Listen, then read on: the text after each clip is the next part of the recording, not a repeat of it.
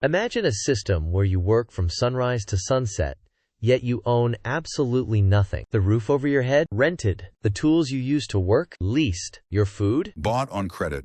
You keep just enough of your harvest to stay alive and working for another day, while the excess value, the surplus, flows up to a tiny elite who own the land, the laws, and the liquidity. Now, am I talking about a peasant in 13th century France? Or am I talking about a gig worker in 2025? If you think those are two different worlds, you haven't been paying attention to the math. We are not living in a capitalist democracy anymore. We are living in a technocratic feudalism, a system designed to be immortal, where the cost of living is structurally pegged just above your wages, forever. They call it the new economy.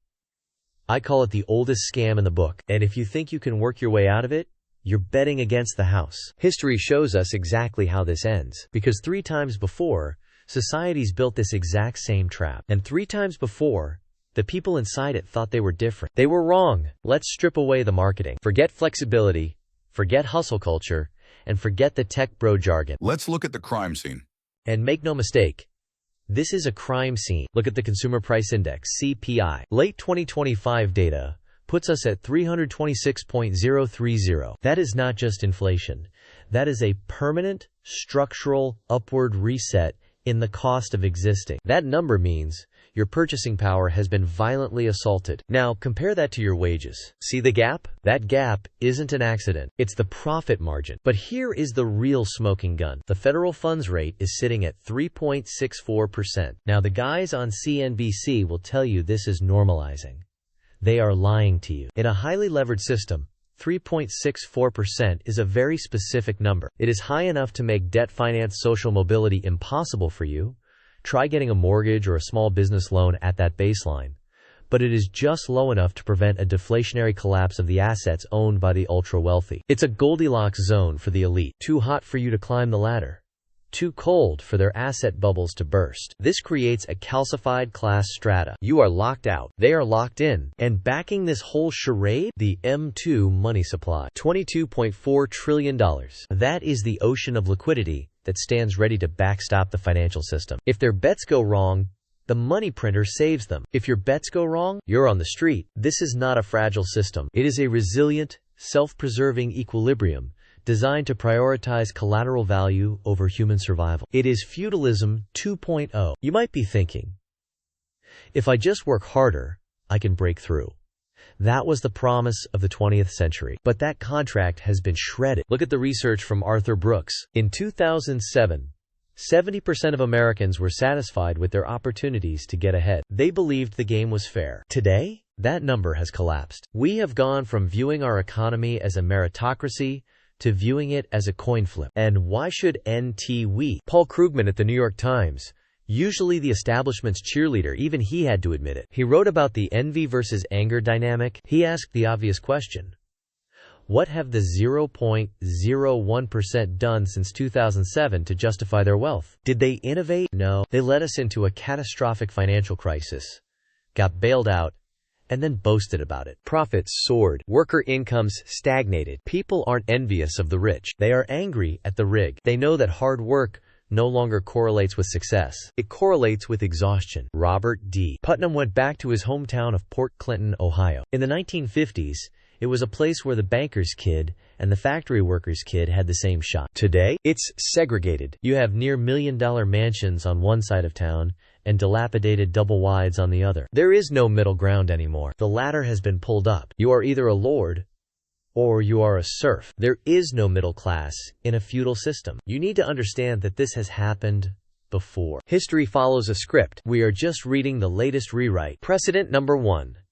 The original feudalism, 9th century Europe. The Roman Empire collapses. Security vanishes. So people make a deal. They trade their freedom for safety. They give up their land to a lord in exchange for protection inside the castle walls. The lord owns the assets.